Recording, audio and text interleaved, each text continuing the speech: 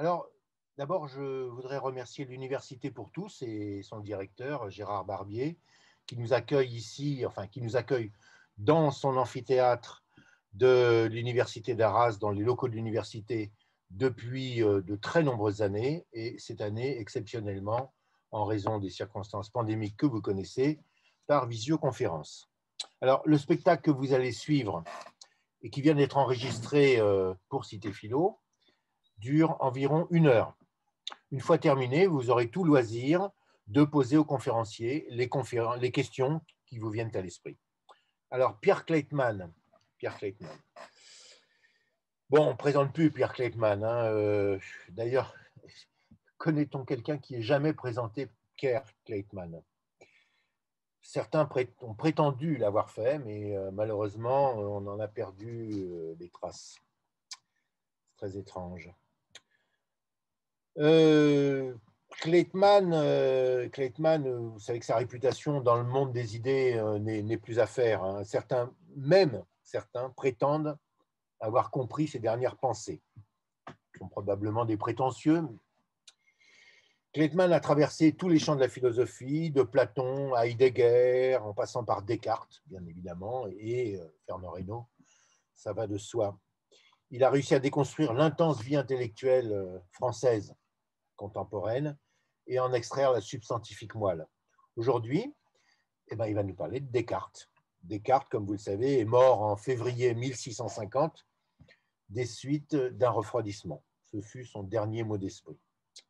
Mais Kleitman va nous en dire plus, beaucoup plus sur Descartes.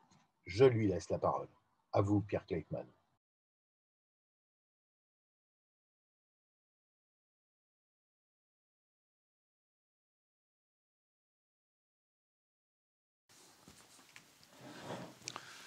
Bonjour à toutes et à tous. J'espère que je n'ai oublié personne. Parfait. Alors, qu'est-ce que le sens de l'humour? Ah oui, le programme, c'est le sens de l'humour chez Descartes, si je ne m'abuse. Qu'est-ce que je pourrais vous raconter sur Descartes? Il est né le 31 mars 1596 dans le petit village de La Haye en Touraine. Et il est mort à Stockholm en Suède le 11 février 1650 des suites d'un refroidissement. Je n'ai donc pas eu l'occasion, la possibilité, la chance peut-être, de le rencontrer personnellement. D'ailleurs, pendant longtemps, je n'ai su de lui que très peu de choses. À vrai dire, rien qu'une chose, une phrase, une seule et unique phrase. La première phrase du discours de la méthode. Mais cette phrase a joué dans ma vie un rôle tout à fait crucial. Elle m'a conduit à abandonner des études de philosophie, qui s'annonçaient pourtant brillantes, afin de me présenter beaucoup plus tôt que prévu et sans diplôme sur le marché du travail. Elle a donc été pour moi, en termes d'orientation, ou si vous préférez de désorientation professionnelle, décisive. Ce qui explique qu'elle se trouve encore gravée dans ma mémoire intacte, sans la moindre ride, comme au premier jour. Le bon sens est la chose du monde la mieux partagée, car chacun pense en être si bien pourvu que ceux mêmes qui sont les plus difficiles à contenter en toute autre chose n'ont point coutume d'en désirer plus qu'ils en ont. Cette première phrase m'est apparue d'emblée si drôle, si lumineuse, et surtout si vraie, que pendant des années, une bonne dizaine d'années au moins, je ne suis pas allé plus loin dans la lecture du texte, de peur sans doute d'être déçu. Mais la véritable déception, celle qui a décidé de l'abandon de mes études, elle s'est produite à la rencontre des autres premières phrases. Je veux dire des premières phrases des autres philosophes, qui, loin d'être aussi drôles ou lumineuses, se caractérisaient, à mes yeux en tout cas, par une obscurité, plus ou moins inquiétante, certes, mais toujours ou presque incompréhensible. Et quand je me suis aperçu, après avoir lu l'intégralité des premières phrases disponibles en librairie au rayon philosophie, et n'avoir lu pratiquement que cela, quand je me suis aperçu donc que la première phrase du discours de la méthode était unique en son genre, ne ressemblait à rien de ce qui s'écrivait ailleurs, était par conséquent, pour ainsi dire, seul au monde des premières phrases, je décidai de l'adopter, aussi étrange que cela puisse paraître, en tant que première phrase de compagnie. Je l'ai donc apprise par cœur pour qu'elle ne se sente plus jamais seule, et nous avons quitté l'université ensemble, avec, en ce qui me concerne, la satisfaction de terminer mes études sur une bonne action. Aujourd'hui, afin de vous permettre en quelque sorte de juger sur pièce, je voudrais vous lire quelques-unes de ces premières phrases que j'évoquais à l'instant.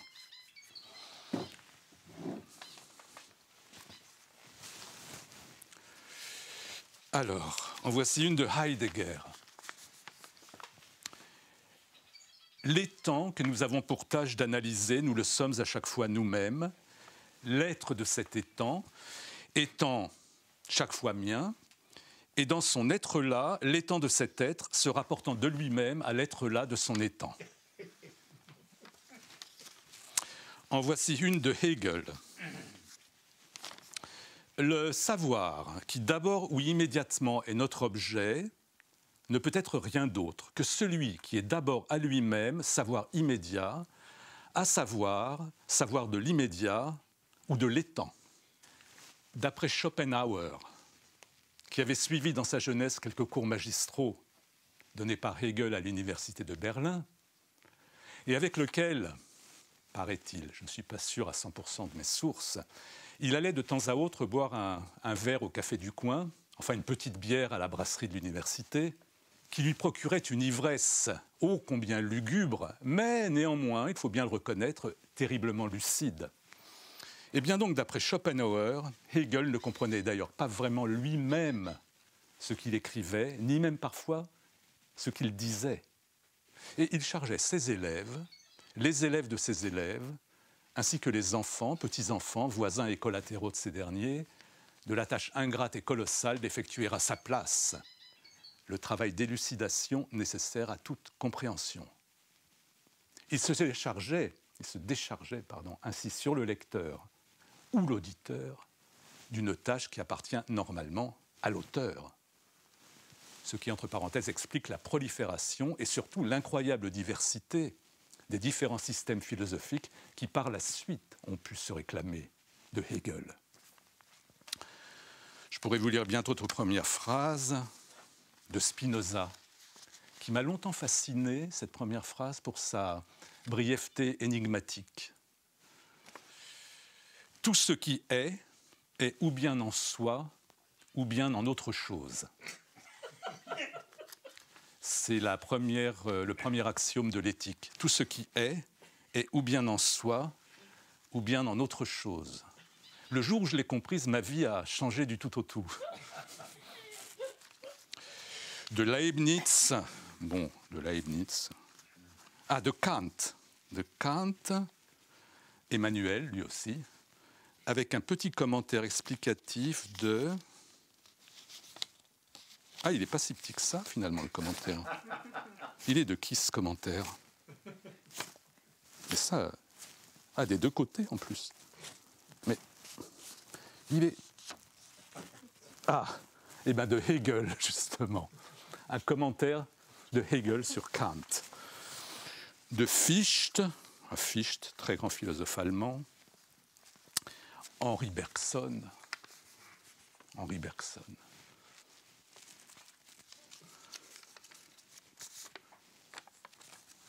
Maurice Merleau-Ponty, grand ami et rival de Sartre.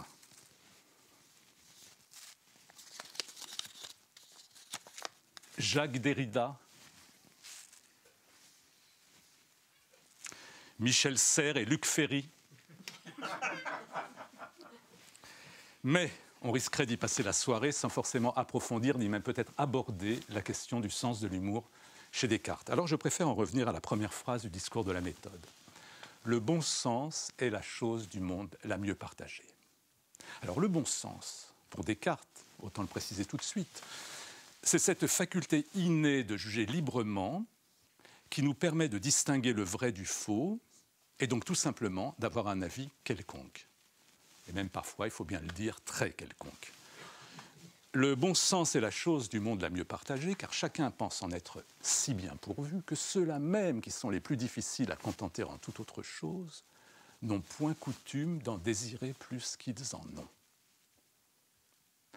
Eh bien, j'estime, mesdames et messieurs, que comme la plupart d'entre nous, René Descartes a dû se trouver un jour ou l'autre confronté à l'arrogance si pénible à supporter de ce tout un chacun qui pense, je le cite, en être si bien pourvu, ainsi qu'à la prétention non moins insupportable de l'un de ceux, probablement aussi nombreux puisque ce sont les mêmes, qui sont, je le recite, les plus difficiles à contenter en toute autre chose. Et il a dû se dire, Descartes, que dans ce genre de situation, on a apparemment le choix qu'entre deux attitudes également insatisfaisantes. Soit protester en s'indignant, avec tous les risques, notamment physiques, que cela comporte, soit faire comme si de rien n'était, prendre sur soi, en un mot, s'écraser, avec cette fois des blessures plus ou moins graves, mais d'amour-propre. Et il n'y aurait pas moyen, apparemment, de s'en sortir autrement. Eh bien si, répond Descartes, justement, il y a moyen. Il faut pour cela commencer par donner à la prétention toute la considération qu'elle mérite, et qu'elle exige aussi d'ailleurs, c'est-à-dire la prendre au mot, à la lettre, voire au pied de la lettre. Puis inventer un procédé, une méthode, d'où le titre choisi par Descartes de discours de la méthode, qui non seulement va l'empêcher de nuire, mais saura nous la rendre utile et même agréable. Le défi, on le voit, est gigantesque, car elle est immense, la foule de celles et de ceux qui sont les plus difficiles à contenter en toute autre chose. Foule bruyante, vindicative, jamais satisfaite puisqu'elle en veut toujours plus, et qui tient d'autant mieux le haut du pavé qu'elle a appris dans son jeune âge à bien le balancer, tout en sachant pertinemment qu'on ne pourra rien lui opposer de valable, car que pourrait-on opposer de valable à toujours plus? Toujours moins, ou jamais plus, ou jamais moins, ou tantôt plus, tantôt moins, ou ni plus ni moins, ou même, pourquoi pas, jamais de la vie. On voit qu'il est difficile d'opposer à toujours plus un slogan fédérateur unique, donc efficace. Il est également inutile et même, je dirais, contre-productif de s'indigner des excès de toujours plus, au nom d'une morale ou d'un idéal quelconque, en prônant par exemple un partage, un transfert des surplus de toujours plus en direction des sous-moins de jamais moins. Car toute indignation, aussi vertueuse soit-elle, ne pourra que réjouir les partisans de toujours plus, en les confortant dans une attitude d'autant plus prétentieuse que leur supériorité paraîtra de la sorte moins affectée. Que nous reste-t-il alors comme moyen de s'en sortir autrement? Eh bien, il nous reste deux possibilités, ou si vous préférez deux armes, l'ironie et l'humour. Avant de voir celle que Descartes a choisie, essayons de les distinguer concrètement l'une de l'autre. Un chef de bureau rentre plus tôt que prévu d'un congé de formation et trouve sa secrétaire Marlène en train de fumer un pétard avec le coursier nouvellement engagé, dans un désordre indescriptible et au son d'une musique également indescriptible émanant de deux enceintes de 600 watts au maximum de leur puissance. Voici ce que le chef de bureau pourrait dire avec ironie. « Bravo Marlène. Je suis ravi de voir l'ordre, la propreté, la tranquillité qui règnent dans ce bureau lorsque je m'absente plus d'une journée. Je suis sûr que monsieur le directeur sera ravi comme moi de voir à quel point la confiance que nous avions mise en vous était bien placée. » Voici ce que le même chef de bureau pourrait dire avec humour. « Bravo Marlène. Vous avez réussi à transformer l'ambiance un peu froide et stérile de ce bureau pour l'humaniser et en faire en quelque sorte un lieu de vie et même, je dirais, un espace citoyen bien en phase avec les réalités socioculturelles d'aujourd'hui. Je vous félicite en particulier de chercher à intégrer les nouveaux membres du personnel en vivant avec eux autre chose que de strictes relations de travail. » Autre exemple. Imaginons que ce soir, 1 à 2 personnes seulement se soient connectées sur Zoom pour venir entendre parler du sens de l'humour chez Descartes. Voici ce que j'aurais pu leur dire avec ironie. La présence d'un public aussi nombreux prouve, s'il en était encore besoin, que sur Zoom, dès qu'on se met à parler vraiment culture, on fait recette. Voici ce que j'aurais pu leur dire avec humour. Ce public de qualité prouve par sa simple présence on ne peut plus virtuelle combien est encore vivace sur Zoom la tradition humaniste, jadis incarnée entre autres par Montaigne ou Erasme, célébrant le plaisir aussi rare que subtil de se retrouver entre quelques amis également rares et subtils pour une conversation à bâton rompu, loin, très loin même des bavardages de la foule et des préoccupations ineptes du vulgaire. Bien sûr, ironie et humour ne sont pas des domaines totalement séparés. Il y a des passerelles et la différence est parfois difficile à saisir. Néanmoins, elle existe. On pourrait dire, et là je reprends à mon compte la définition devenue classique du linguiste Henri Maurier, on pourrait dire que l'ironie juge le réel au nom d'un idéal et qu'elle est soutenue dans ce jugement par une espèce d'indignation pouvant la conduire à nier la réalité et à faire comme si l'idéal était réalisé là, sous ses yeux, en dépit du réel. Par exemple, dire « c'est du propre » à un enfant qui vient de tacher sa chemise. Alors que l'humour, en cas de tâche, dira plutôt « ta chemise t'appartient maintenant vraiment, tu as mis ta marque dessus, tu risques moins de te la faire voler ».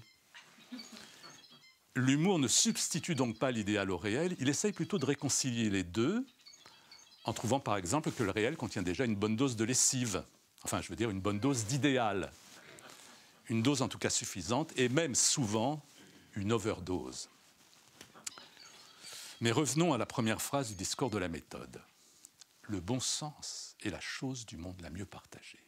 Car chacun pense en être si bien pourvu que ceux mêmes qui sont les plus difficiles à contenter en toute autre chose n'ont point coutume d'en désirer plus qu'ils en ont. Descartes ne s'indigne pas.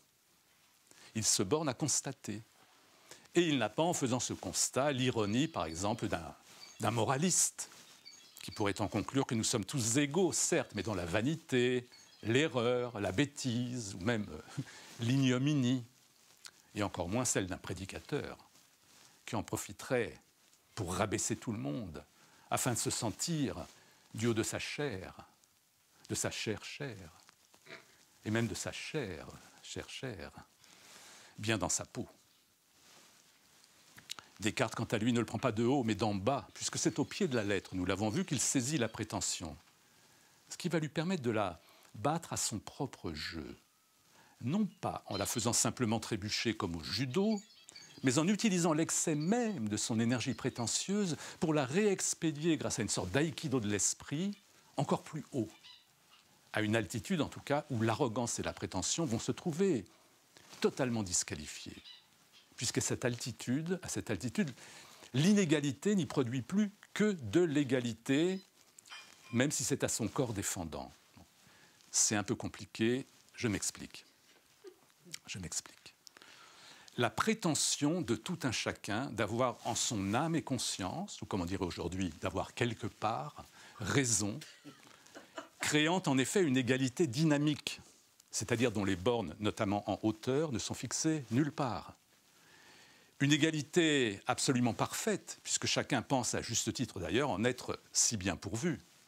Et une égalité inséparable de la liberté, puisque le bon sens pour Descartes n'est rien d'autre que la liberté de juger, ainsi que de douter, en suspendant toujours librement son propre jugement. 1 siècle et demi avant la Déclaration des droits de l'homme et du citoyen de 1789, la liberté et l'égalité se voient donc ainsi fondées ensemble, en une phrase, une seule phrase, la première phrase du discours de la méthode. Et elles surgissent à la faveur d'un trait d'esprit inaugural comme des évidences paradoxales que l'on ne peut que constater.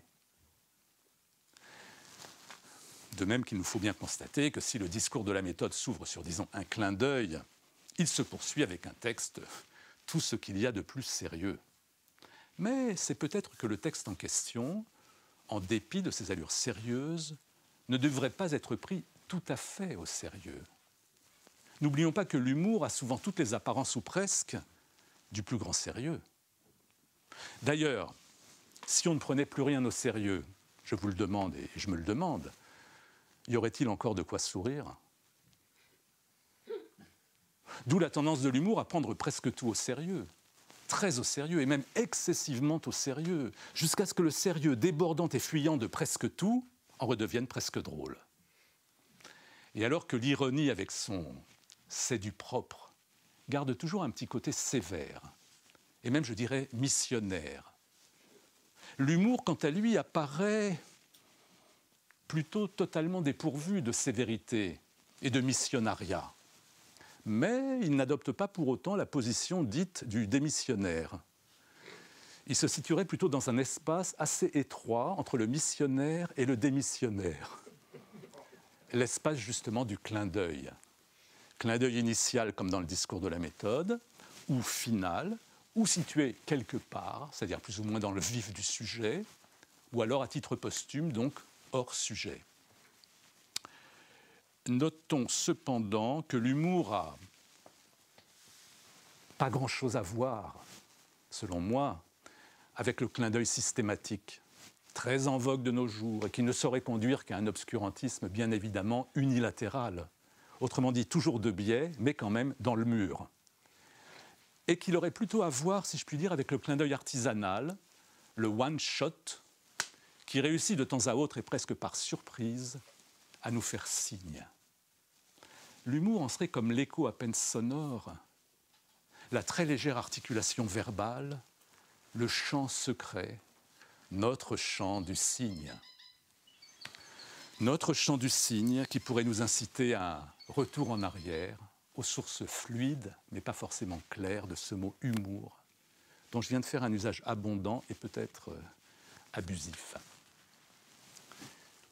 L'histoire du mot humour se confond en effet avec une histoire un peu trouble d'import-export de liquide et même de spiritueux entre la France et l'Angleterre. Au départ, au Moyen-Âge, on a le mot français humeur, tiré du latin humor, qui désigne les liquides circulant dans le corps et plus précisément les 4 fluides majeurs de la médecine traditionnelle, le sang, la bile, l'atrabile ou bile noire et le phlegme, autrement dit la lymphe. Jusque-là, vous me suivez? Parfait.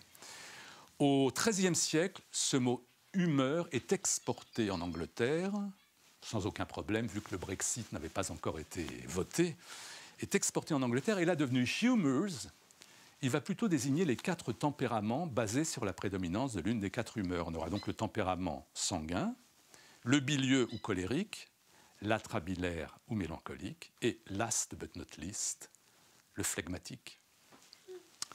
Au XVIe siècle, à l'époque élisabéthaine, ces humours vont monter sur scène et devenir au théâtre, notamment dans les pièces de Ben Jonson, des personnages de comédie, totalement dominés par leur tempérament, par leur humeur, en point d'en devenir caricaturaux et de faire rire, mais toujours à leurs dépens. Et puis un beau jour, l'un de ces humours, l'histoire n'a pas retenu son nom, va trouver le moyen justement de ne plus faire rire à ses dépens. Il va commencer par faire un léger pas de côté, comme ceci, afin de se situer, pour ainsi dire, légèrement en dehors de son tempérament, de son humeur, puis considérer contre toute évidence, mais avec une obstination très british, que ce tempérament n'est finalement qu'un phénomène extérieur, un dommage collatéral, en anglais collateral damage, qui ne le concerne pas vraiment. Et il va cesser toute relation affective, émotionnelle avec lui, pour se mettre à cultiver, en attendant son petit jardin ou son petit lopin de terre individuel, le détachement. Voilà, en résumant et en simplifiant beaucoup, l'origine de ce qu'on appellera plus tard sens de l'humour, qui sera réexpédié en France dans la seconde moitié du XVIIIe siècle, mais en tant que création 100% british. Maintenant, si l'on demande pourquoi c'est l'Angleterre qui a été le lieu de cette transformation des humeurs en humour, il faut évoquer bien sûr la géographie. L'idée que nos humeurs, donc des liquides, dessinent en quelque sorte les contours de notre personnalité, ne pouvait pas être mieux comprise et cultivée que dans une île qui n'existe elle aussi que dans des limites strictement dessinées par l'élément liquide. Mais il faut aussi évoquer l'histoire, car l'Angleterre post-élisabéthaine est en état de guerre civile et religieuse permanente, et elle cherche désespérément, en l'absence d'un pouvoir central stable et efficace, le moyen de parvenir à la paix. Eh bien, ce moyen, mesdames et messieurs, chers internautes, ça va être l'humour. L'humour qui va réussir à désarmer les fanatismes de tout poil en s'en moquant et en menaçant de les traiter sur scène et à la ville comme des espèces de folies furieuses et surtout ridicules.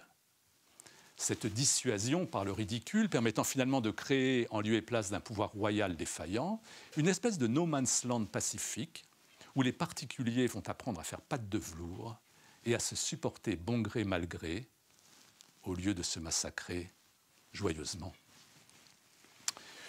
Mais, pour jouer ce rôle à la fois dissuasif et modérateur, toutes les humeurs, tous les tempéraments ne se valent pas, loin de là. Le tempérament sanguin est souvent beaucoup trop vif, le colérique trop explosif, le mélancolique à la fois tyrannique, possessif et dépressif. C'est donc le flegmatique qui va se charger de pacifier tout le monde, d'autant qu'il est plus souple, plus élastique, plus easy-going que les autres, donc mieux capable de s'effacer en souplesse sans pour autant perdre son identité. Voilà pourquoi l'humour en tant qu'entreprise de pacification est d'abord et avant tout lié au flegme. Et puis le flegme, c'est aussi la plus humide des humeurs. N'oublions pas que dans la médecine traditionnelle, elle est liée à l'élément eau. Et à ce titre, tellement gorgée de liquide qu'elle ne peut plus en absorber la moindre molécule. Elle ne pourra et ne voudra donc pas, notre humeur flegmatique, littéralement, se mouiller. D'où son laconisme, et aussi celui de l'humour, qui, lorsqu'il lui faudra quand même dire quelque chose, va recourir à l'understatement, autrement dit à l'euphémisme et à la litote. La litote, l'art de dire peu, et même très peu, pour exprimer pas forcément pas grand-chose. Pas forcément pas grand-chose. Vous pouvez par exemple vous faire traiter à tout bout de champ de tête de litote, n'en dire pas plus, mais d'en penser pas moins. L'humour est donc une forme originale de compromis, basée sur le tempérament flegmatique et l'usage de l'understatement, qui nous permet de vivre ensemble, sans avoir à céder devant la prétention d'autrui, et sans non plus chercher à lui imposer la nôtre. Quant à la relation entre l'humide et l'humour, elle aboutit paradoxalement à une telle sécheresse dans le propos qu'une vie entière, d'un point de vue humoristique, pourrait tout à fait se résumer à la formule suivante : on liquide et on s'en va. Ce minimalisme va d'ailleurs atteindre sa perfection, je dirais, classique, dans une variante inattendue de l'understatement, la variante helvétique. Car la Suisse aussi, je vous le rappelle, est une île montagneuse, située au cœur de l'océan européen, à 600 km à l'est-sud-est des côtes anglaises. Ce sont donc des navigateurs anglais, les touristes, qui l'ont découverte au tout début du XIXe siècle. Or, à peine débarqués, ces touristes se sont aperçus avec stupéfaction que les indigènes, les Helvètes, cultivaient dans leurs montagnes une variété locale d'understatement. Un understatement de haute altitude. C'est curieux, n'est-ce pas? Un understatement de haute altitude. Mais le paradoxe n'est qu'apparent. Car sur les étroits sentiers de haute montagne, le minimalisme s'impose. Tout geste inconsidéré peut vous précipiter dans le vide. Toute parole un peu forte, déclencher une avalanche. Modération extrême du geste et du verbe, tel est donc le lot du montagnard, et tel est aussi celui de l'humour suisse. Voici comment fonctionne l'understatement qui en constitue le nerf moteur. Quand on fait une excursion en montagne, il faut suivre l'itinéraire indiqué à la lettre. tout à fait à la lettre. Et sur les étroits sentiers de haute altitude, il y a quelqu'un qui l'appelle. C'est Zoom? Alors, si c'est une alarme, ce n'est pas grave. Et donc, je disais qu'il faut suivre l'itinéraire indiqué à la lettre, et sur les étroits sentiers de haute altitude, bien veiller à mettre ses pieds dans les traces de celui qui marche devant. C'est donc en adhérant littéralement au pied de la lettre qu'on est sûr de parvenir à destination. Adhérer au pied de la lettre. Telle est bien la formule canonique, l'alpha et l'oméga de l'understatement suisse. Rien n'y est pris au second degré. Même le premier degré est déjà suspect. On lui préférerait un demi-degré, ou mieux encore un degré négatif, un degré en dessous de zéro. Voilà pourquoi l'humour suisse est d'abord et avant tout apprécié par l'étranger de passage, notamment le français, qui, avec son habitude de tout prendre au second degré, plus si affinité, ne peut qu'être sidéré par des gens aussi obstinément concrets. Mais est-ce que les Suisses eux-mêmes perçoivent leur understatement comme une forme d'humour? C'est difficile à dire. En tout cas, s'ils en retirent du plaisir, celui-ci est parfaitement dissimulé. Il y a là, à mon avis, une ambiguïté voulue et peut-être encore mieux protégée que d'autres spécialités locales, comme le fameux secret bancaire, qui d'ailleurs de plus en plus bat de l'aile, ou le secret, mieux protégé semble-t-il, de la fabrication du savoureux fromage d'Appenzell, que je vous recommande au petit déjeuner. Je voudrais à ce propos vous faire part d'une anecdote, un léger incident dont j'ai été le témoin direct il y a quelques années dans un café de Bâle. Vous n'ignorez pas, Bâle se trouvant en Suisse. Il est 9 h du matin, l'heure de la pause casse-croûte, le nu-ni, comme on dit en balois. Je suis assis à l'extrémité de l'une de ces longues tables rectangulaires en bois qui font tout le charme du Hasenburg, le château Lapin, un café typique de la vieille ville situé à Andreasplatz, pour celles et ceux parmi vous qui connaissent Bâle. À l'autre bout de la table sont assis face à face deux hommes d'une quarantaine d'années, sans doute des ouvriers travaillant sur un chantier voisin. Depuis un bon quart d'heure, ils se dévisagent, les yeux dans les yeux, bras croisés, sans un geste, sans un mot, sans même toucher qui à sa bière, qui à son café au lait.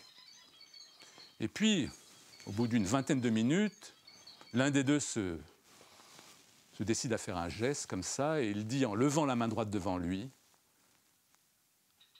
lève la main droite devant lui, comme pour dire quelque chose. En fait, il n'a rien dit à son oreille. Il lève la main droite devant lui et il renverse du même coup son verre de bière sur la table.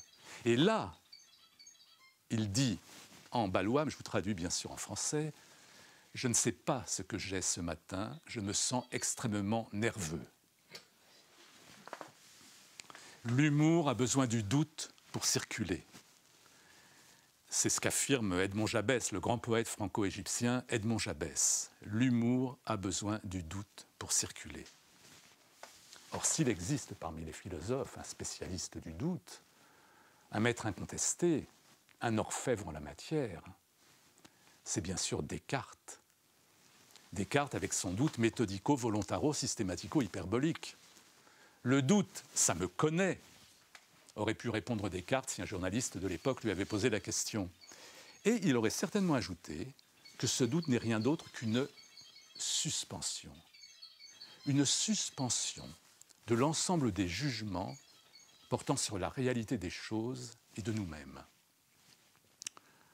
Or, cette suspension qui, dans le cas du doute cartésien, un doute volontaire, exprime avant tout notre liberté, cette suspension se rencontre aussi bizarrement dans tout processus ou procédé humoristique. Car dans l'humour aussi, il y a bel et bien suspension. Suspension du point de vue normal, habituel et quotidien sur les choses, ou plus exactement des jugements implicites à l'œuvre dans le point de vue normal, habituel et quotidien sur les choses.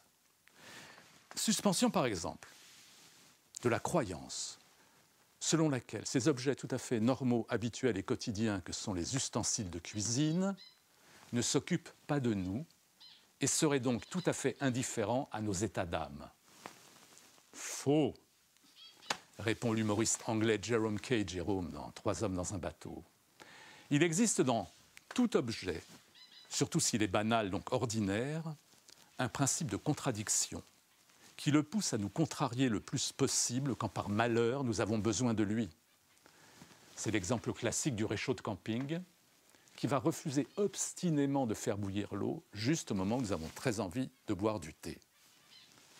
Seule solution, traiter le réchaud avec le plus grand dédain en disant clairement, à haute et intelligible voix qu'on n'a pas du tout envie de boire de thé, mais plutôt une bonne bière bien fraîche. De dépit, le réchaud fera immédiatement bouillir l'eau, qui de son côté débordera au même moment, mais de rage. D'où, entre parenthèses, l'idée que la pensée positive n'est pas forcément le meilleur moyen de parvenir à ses fins. Et qu'il est parfois plus efficace, vu le degré de perversité du monde dans lequel nous sommes contraints d'évoluer, de dire et répéter, à qui veut bien l'entendre, y compris et surtout à soi-même, le contraire, ou mieux encore tout à fait autre chose que ce que l'on souhaite réellement. Bien. Et pour en revenir à ce que dit Jabès, l'humour a besoin du doute pour circuler, nous allons voir que c'est justement une suspension qui rend cette circulation possible. Une suspension à l'œuvre dans le doute comme dans l'humour et qui va s'exercer, je dirais, à 2 niveaux. Au niveau tout d'abord de ce que j'appellerais la circulation extérieure, c'est-à-dire la capacité physique de se déplacer et d'arriver entier à destination sans se faire massacrer en chemin. La suspension du jugement mise en œuvre par le doute nous permettant ici d'échapper face aux dangers potentiels représentés par autrui, c'est-à-dire, je vous le rappelle, ce tout un chacun qui pense en être si bien pourvu, d'échapper à l'alternative tout à fait funeste d'être ou son maître ou son esclave. Le doute nous invitant à ne pas conclure prématurément sur ce point crucial, et l'humour prenant la relève, en transformant par exemple une logique contraignante de type binaire A ou non A, en une logique plus souple de type quaternaire, A, non A et non A, ni A ni non A. A, non A et non A, ni A ni non A. Vous me suivez? Exemple, A, c'est moi qui l'écrabouille. Plutôt non, A, c'est lui qui m'écrabouille. Non A, c'est moi qui l'écrabouille. A et non A, c'est lui et moi qui nous écrabouillons l'un l'autre. Ni A ni non A, ce n'est ni lui ni moi qui nous écrabouillons l'un l'autre. Conclusion, le doute permet à l'humour de se faufiler au lieu de finir sans aucun doute entre côtes. Bien, après cette métaphore empruntée à la boucherie, je voudrais toujours dans le cadre des rapports entre doute, suspension, humour et circulation, ouvrir une parenthèse consacrée à l'automobile. S'il est une voiture qui fait encore sourire par sa simple apparition, vous la voyez ? Oui. Et qui est à ce titre un chef-d'œuvre d'humour, c'est bien sûr la 2 chevaux Citroën. Or, qu'est-ce qu'une 2 chevaux ? Sinon l'incarnation même de la suspension. La 2 chevaux n'est que suspension. Tout le reste, moteur, frein, embrayage, carrosserie, passager, conducteur, est accessoire.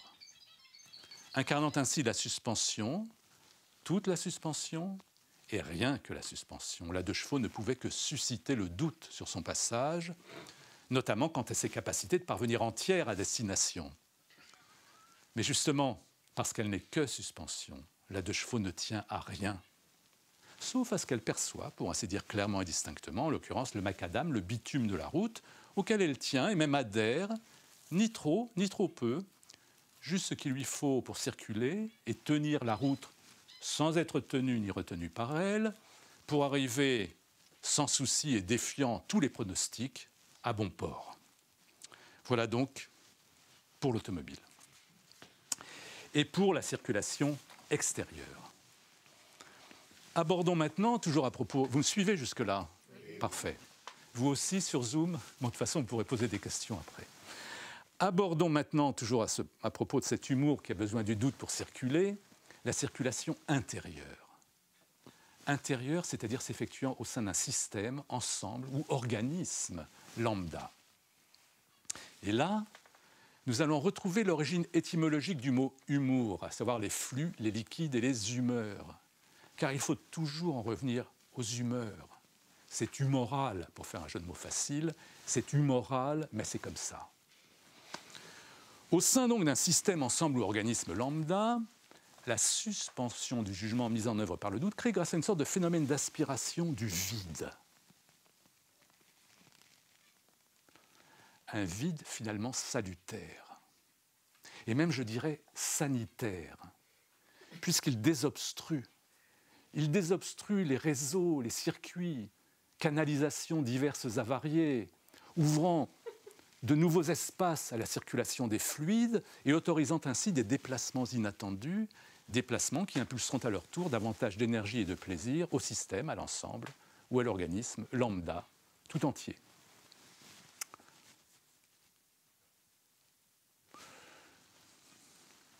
Il y avait dans la Chine ancienne, dans la Chine très ancienne, à l'époque historico-mythique de l'empereur Fu Yi, qui aurait vécu aux environs de 3000 ans avant Jésus-Christ, et serait mort, dit-on, plus ou moins à la même époque. Il y avait un homme qui aimait passionnément les singes, au point de comprendre et même de parler leur langue, et de nourrir quotidiennement plusieurs centaines de singes qui vivaient sur son domaine, car c'était un propriétaire terrien assez riche. Or, à la suite d'une série de mauvaises récoltes, il dut se résoudre la mort dans l'âme à diminuer la quantité de nourriture qu'il leur attribuait. Il réunit donc un beau jour tous les singes devant lui, il a les 400 ou 500 singes, il leur dit « À partir de demain, chacun d'entre vous recevra 3 noix le matin et 4 noix le soir. » En hurlant, en vociférant, en crachant, en sifflant de colère, les singes unanimes refusèrent tout net sa proposition. Alors, il réussit tant bien que mal à les calmer. Il leur dit « D'accord, ça va, j'ai compris. À partir de demain, chacun d'entre vous recevra 4 noix le matin et 3 noix le soir. » Bravo, s'exclamèrent en chœur les singes, et ils s'en allèrent, tout heureux d'avoir obtenu gain de cause. Autre exemple. Dans le petit village de Kiniow, situé près de Varsovie en Pologne, il est 3 heures du matin, après Jésus-Christ, même bien après Jésus-Christ. Il est 3 heures du matin et tout le monde dort, tout le monde sauf Yitzhak Zilberstein, qui se tourne et se retourne en gémissant dans son lit sans parvenir à s'endormir. « Mais que se passe-t-il » lui demande avec inquiétude Raya, sa femme. « Il se passe que je dois 3000 roubles aux voisins. » À l'époque, ça appartenait à la Russie, donc c'était des roubles. « Je dois 3000 roubles aux voisins. J'ai promis de les lui rendre demain et je ne les ai pas. » « C'est pas grave du tout, lui dit sa femme. Ne t'inquiète pas, je m'en occupe tout de suite. » Elle se lève, va à la fenêtre, ouvre la fenêtre et elle crie dans la nuit « Oh, le voisin, oh !» Au bout d'1 à 2 minutes, on entend à la fenêtre du voisin qui s'ouvre, une voix ensommeillée qui dit « Qu'est-ce qui se passe ? Il se passe que mon mari n'a pas les 3000 roubles qu'il devait vous rendre demain. » Sur ce, elle referme la fenêtre et elle dit à son mari « Maintenant, tu peux dormir. C'est lui qui ne dort plus. »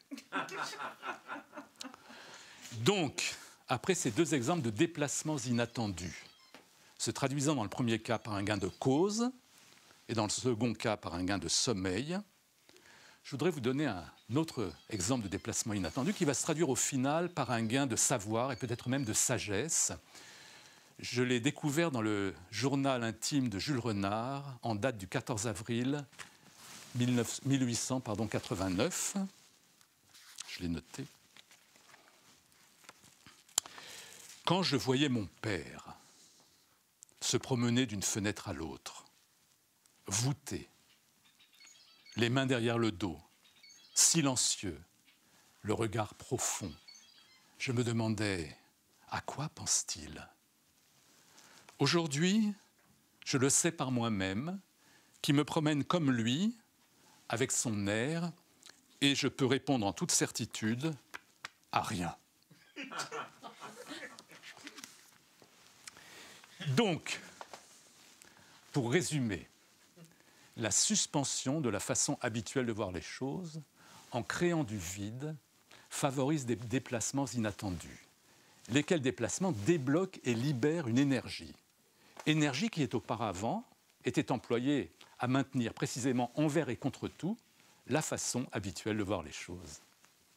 cet afflux d'énergie soudainement remis en circulation procure un gain de plaisir.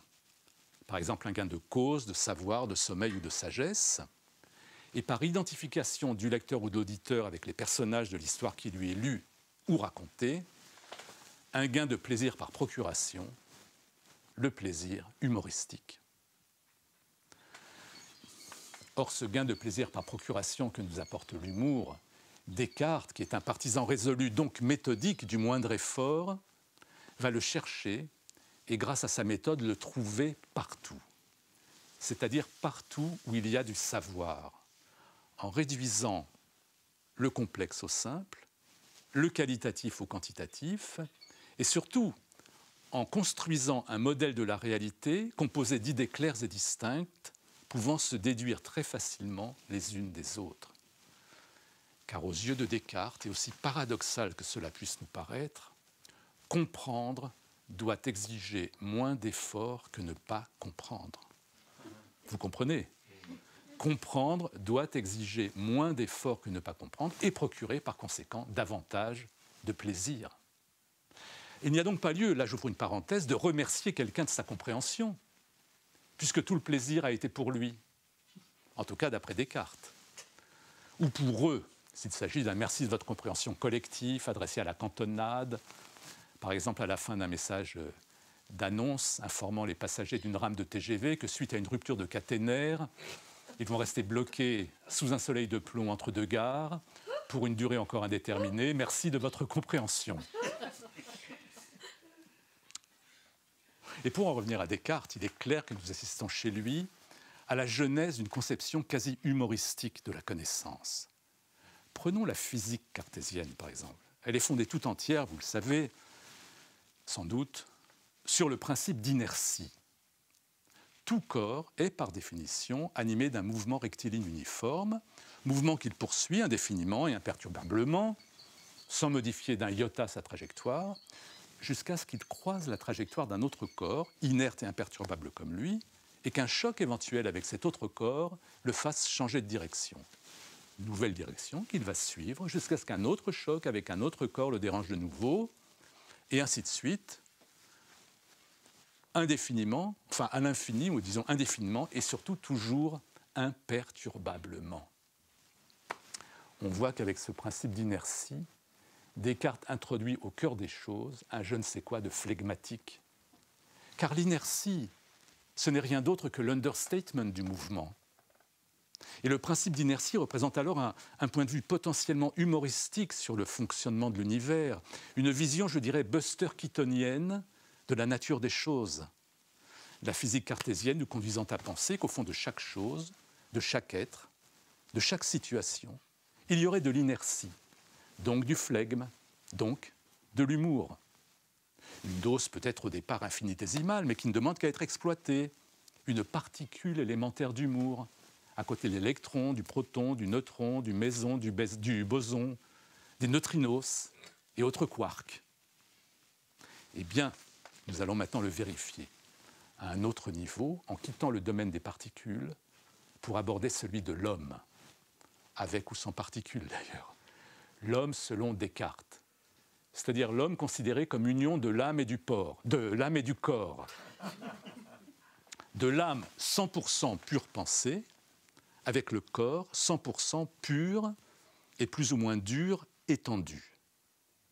Or, selon Descartes, tous les mouvements du corps humain, y compris les plus complexes, les plus élaborés, les plus sophistiqués, les plus alambiqués, je dirais par exemple même ces mouvements de protestation d'amitié, qu'y a-t-il de plus alambiqué qu'un mouvement de protestation d'amitié ? Eh bien, tous ces mouvements peuvent s'expliquer de manière purement mécanique, à la manière du fonctionnement d'un automate. Car l'homme, pour Descartes, est un automate. Et c'était une époque justement où les premiers automates hydrauliques font leur apparition en Europe. Donc c'est sur ce modèle de l'automate hydraulique que Descartes va concevoir le fonctionnement mécanique du corps. L'homme est un automate extrêmement sophistiqué, certes, puisque c'est Dieu en personne qui l'a créé, mais un automate quand même. Et justement un automate hydraulique, car composé à 70% d'eau, autopropulsés par une circulation interne de fluide, et là nous retrouvons bien sûr nos humeurs, qui s'effectuent à travers un jeu complexe de valves, de tuyaux et de clapets, le tout étant régi par des lois strictement mécaniques, dont le désormais fameux principe cartésiano-buster-keatonien d'inertie. En plaçant de la sorte le mécanique au cœur du vivant, Descartes rencontre avec 3 siècles d'avance une autre pointure de la philosophie française, Bergson. Bergson qui lui aussi va mettre en rapport le mécanique et le vivant, mais c'est pour mieux souligner leur incompatibilité, je dirais, viscérale. Incompatibilité qui pour Bergson est source de comique, puisque le comique n'est pour lui rien d'autre, je le cite, que du mécanique plaqué sur du vivant. Et c'est là que la différence avec Descartes saute aux yeux, car Descartes ne plaque pas le mécanique sur du vivant, il le place au cœur du vivant. Et le mécanique s'y trouve si bien plaqué, plutôt placé, le mécanique s'y trouve si bien placé, qu'il s'y sent en réalité comme chez lui. On pourrait même dire que quand le mécanique est bien placé, comme chez Descartes, c'est le vivant qui se dévoile. Alors que quand le mécanique se sent plaqué, comme chez Bergson, c'est que le vivant a mis les voiles. Et en voici, ou plutôt en voilà, une illustration, encore une autre anecdote de restaurant très concrète. La scène ne se passe plus à Bâle, mais en France, dans une salle de restaurant, pendant la terrible canicule, vous vous en souvenez sans doute, de 2003. Un client se lève de table, va voir le patron et lui dit « Écoutez, est-ce que vous pourriez couper la climatisation, s'il vous plaît? On se croirait dans un frigo. C'est extrêmement désagréable, j'ai la chair de poule, je tremble, c'est des frissons d'air glacé sur la nuque, c'est très mal réglé. Vous pourriez couper votre clim, s'il vous plaît ?» Monsieur, lui dit le patron avec un grand sourire, « Aucun problème, on s'en occupe tout de suite. » Un quart d'heure après, le même client se relève de table, va voir le patron et dit « Écoutez, excusez-moi de vous déranger de nouveau, mais là, sans la clim, c'est insupportable. Il faut au moins 40. La chaleur des cuisines, la chaleur de l'extérieur, on étouffe, on suffoque. Remettez cette clim, s'il vous plaît, je vous en supplie. » Monsieur, lui dit le patron avec un grand sourire, « Aucun problème.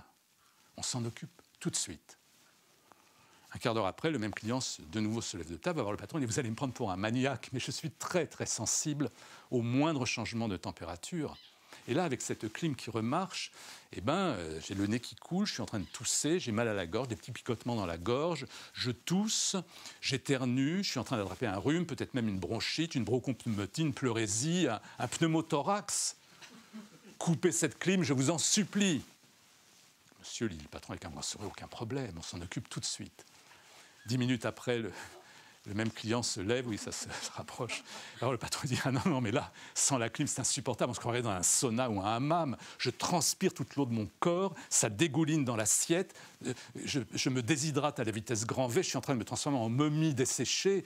Remettez cette clim, je vous en conjure. » Monsieur, lui dit le patron, « Aucun problème, avec un grand sourire, on s'en occupe tout de suite. » Et le manège se poursuit de la sorte pendant 2 heures.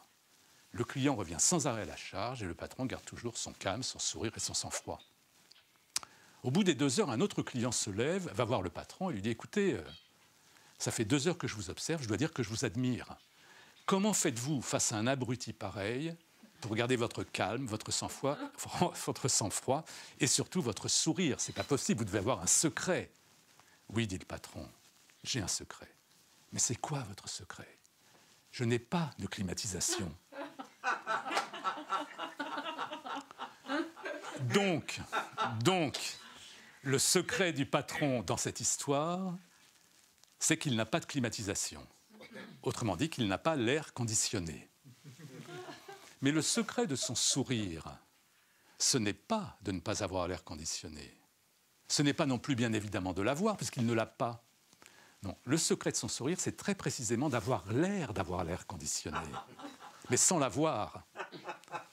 Et si maintenant nous élevons le débat en considérant la portée plus générale de l'anecdote, alors il est clair que le patron de restaurant dans cette histoire, c'est vous et moi, autrement dit tout un chacun, puisqu'en chacun de nous, il y a, qu'on le veuille ou non, à boire et à manger.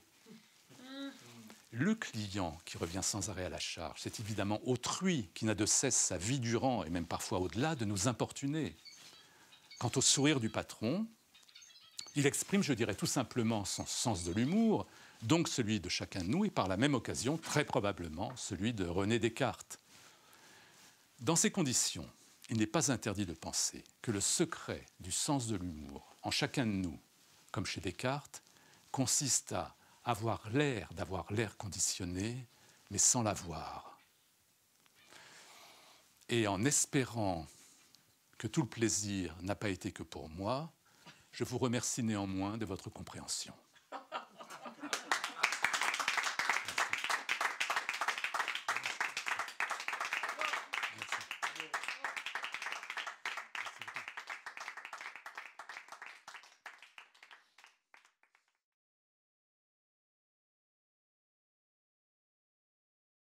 Alors, nous avons une question d'une auditrice qui a suivi cette conférence, qui vous demande, Pierre, la chose suivante. Si on peut prêter l'humour au flegmatique, peut-on prêter l'ironie au mélancolique? Donc, Françoise, ta question me ravit. Moi qui suis mélancolico-flegmatique, je me reconnais, mais je suis à 80% flegmatique et à 20% mélancolique. Ça dépend, ça varie selon les jours et les heures du jour ou de la nuit. Je reconnais que quand je recours à l'ironie, c'est mon côté mélancolique qui prend le dessus et qui ose s'affirmer. Et il y a de toute façon toujours une petite pointe d'ironie dans l'humour et réciproquement. C'est comme le yin et le yang. Alors, il y avait une deuxième question. Le casse-croûte à balles, c'est une remarque plutôt. Le casse-croûte à balles, c'est le. Alors, c'est quelqu'un qui doit connaître balle, c'est le qui a mal entendu. Ah oui, Comment ça s'appelle? Le c'est le znuni? smorgue. Alors, il y a deux choses. Il y a le smorgue, qui est le petit déjeuner, je crois, si je me souviens bien, et le nuni, qui est la pause que font les ouvriers qui ont démarré très tôt, en général en Suisse. Tout démarre à 7 heures du matin. Plonck ne me contredira pas s'il est toujours là. Et le nuni, c'est la pause que s'octroient les travailleurs autour de 9 heures. Donc, nun, ça vient de neun, qui veut dire 9 en allemand. Et il se trouve que cette histoire est une histoire absolument vraie. J'étais vraiment au Hasenburg, au Château Lapin, ce jour-là, et j'ai assisté à cette séance. Alors, une autre question, c'est de Valérie. De Valérie. Je suis sanguine et colérique. Est-ce que ça veut dire que je suis dépourvu du sens de l'humour? Non, parce que votre question prouve que vous avez quand même le sens de l'humour. Donc, à mon avis, il y a un petit côté flegmatique qui survit en vous. Et n'oublions pas, enfin, du moins c'est ce que je pense, que le flegmatique est un chef d'orchestre dans le cas de l'humour et il fait fonctionner les autres tempéraments à son service. Donc, si on était totalement dépourvu de colérique et de sanguinique, on n'aurait pas non plus d'humour. Il faut qu'il y ait une hiérarchie, une saine hiérarchie où le flegmatique est le chef d'orchestre, et à ce moment-là, l'ironie, et à ce moment-là, pardon, le colérique et le mélancolique et le sanguin trouvent à s'employer. Mais disons que le chef d'orchestre, celui qui conduit tout ça, c'est le flegmatique. Et si le flegmatique est totalement absent d'un caractère, il lui reste la solution de recourir à l'ironie, ce qui n'est pas mal non plus. Mais je pense qu'il y a toujours une petite part de flegmatique, même chez un sanguin. Sinon, il aurait dû, ne serait-ce que pour sa survie. Est-ce que je peux vous poser une question? Toutes les références philosophiques que vous citez pendant votre conférence, que j'ai trouvées très poétiques, est-ce qu'elles sont inventées ou ce sont des références tout à fait sérieuses, toutes celles que vous citez? Alors, la première phrase de Heidegger, je l'ai un peu gonflée. La première phrase que je cite au début, quand je cite les premières phrases qui m'ont marqué, donc il y en a une de Heidegger, elle part d'un fond vrai et j'ai ajouté un ou deux petits mots de mon cru en forçant un peu la traduction. C'est une traduction personnelle, je dirais. Hegel, c'est vraiment exact, c'est la traduction standard. J'ai commis un lapsus dont je suis désolé, j'ai dit étant, E-T-A-N-G, c'est évidemment étant, E-T-A-N-T, hein, que les philosophes me pardonnent. Là, c'était vraiment un lapsus involontaire. J'étais très fatigué ce jour-là. Alors ensuite, la première phrase de Spinoza, tout ce qui est ou bien en soi ou bien en autre chose, c'est absolument exact. Elle est en latin, mais c'est la traduction littérale. Qu'est-ce que j'ai encore? Oui, après, quand je parle de Bergson,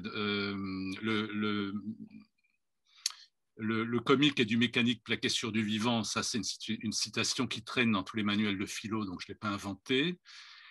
La dernière histoire, celle de la clim, dans la climatisation dans le restaurant, mérite peut-être, je ne sais pas si... Alors, dites-moi s'il y a une autre... Non, pour répondre à cette dernière histoire, m'a été racontée dans des circonstances très particulières, mais c'est une histoire dans l'histoire. Alors, avant de vous la raconter, peut-être qu'il y a des questions qui se pressent, ou s'il n'y en a pas, je vous raconte cette histoire dans l'histoire. Je me trouvais dans un train en Allemagne, un intercité, dans un compartiment, seul, une après-midi vers 16 heures, entre Mannheim et Basel, justement, et Bâle. À une station, la porte s'ouvre et un homme assez nerveux, j'étais assis côté couloir, un homme assez nerveux, petit de taille, entre dans le compartiment et d'office éteint la lumière du compartiment en me disant en allemand que si j'avais besoin de lire, je pouvais toujours allumer la petite lumière qui se trouvait juste derrière moi. Bon, je ne voulant pas le contredire, j'accepte. Il s'assied lui près de la fenêtre et commence à griffonner assez nerveusement un calepin. À la station suivante, un homme, un blond typiquement allemand, entre lui dans un colosse habillé de noir, entre à son tour dans le compartiment et vient s'asseoir à mes côtés, sort un énorme livre qu'il commence à lire et je jette un coup d'œil par curiosité, c'est un livre en hébreu. Et à ce moment-là, je dis au petit homme nerveux qui se trouvait près de la fenêtre, maintenant il va falloir ouvrir la lumière puisqu'il veut lire son livre. Et à ce moment-là, le petit nerveux dit non, non, lui aussi, il n'a qu'à allumer la petite lumière qu'il a derrière lui.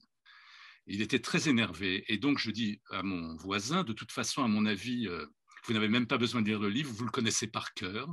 Et il me dit oui. Comment avez-vous deviné? Je dis intuition. Il dit vous avez bien fait, je suis le grand rabbin de Stuttgart, qui était lorrain par sa mère et algérien par son père. Et à ce moment-là, ce grand rabbin me raconte l'histoire que je vous ai racontée de la clim. Voilà. La genèse de cette histoire dans ce compartiment en Allemagne avec un homme très nerveux et un rabbin et moi-même. Bon, s'il n'y a pas d'autres questions, je vais vous remercier beaucoup, Pierre, de ce que vous avez travaillé dans des conditions techniques pas évidentes.